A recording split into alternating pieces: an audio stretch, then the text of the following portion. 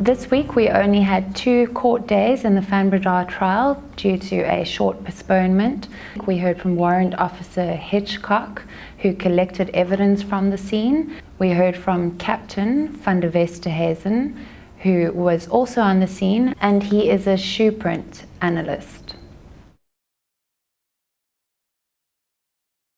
Captain van der Westhuizen gave evidence on the SHOEPRINT analysis that he'd done. So basically 38 prints were taken from the home, and Hitchcock advised that he had decided which prints were relevant and had various different patterns. He then gave this to Captain van der Westhuizen, and Captain van der Westhuizen also received 9 shoes from people that had walked around the house. So out of the 38 prints, 36 of them had been identified, and most of them were conclusively matched, but there were points, and Captain van der Westhuizen erred on the side of caution to say that there were a lot of inconclusive, although the pattern was the same and perhaps there was a damaged part of the shoe that was repeated. If the size wasn't clear, then he ruled it inconclusive. But basically there were only 2 that he couldn't identify at all, and he didn't even think that they were footprints, and they were found in the bathroom.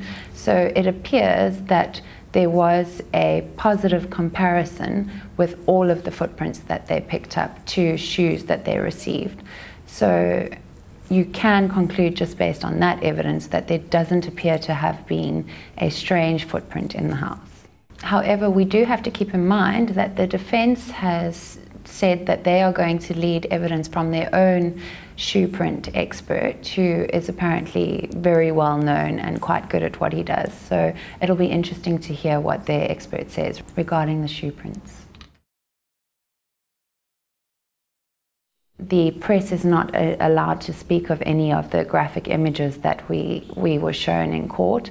However, just a brief summary of what we did see was a video from the outside of the house, and you could see that they had started protecting evidence by placing cones over certain blood splatters and footprints.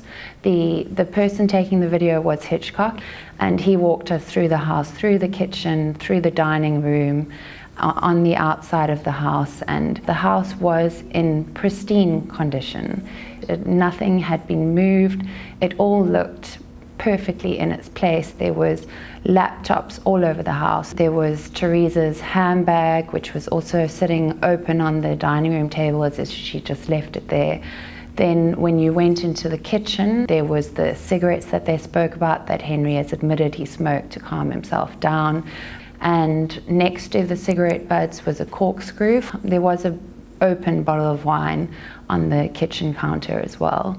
Then they took us into the pantry, and the pantry was very orderly.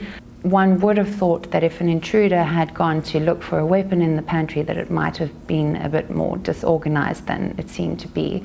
And then when you walked outside, on the boundary wall nearest the gate, there was 2 long drips of blood, not a touch mark as if something had dripped on that wall. That was my impression, and I'm not a blood splatter expert at all.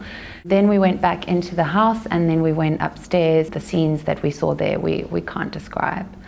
For live updates from court as this trial unfolds, follow me on Twitter. My handle is @TraceyAMS.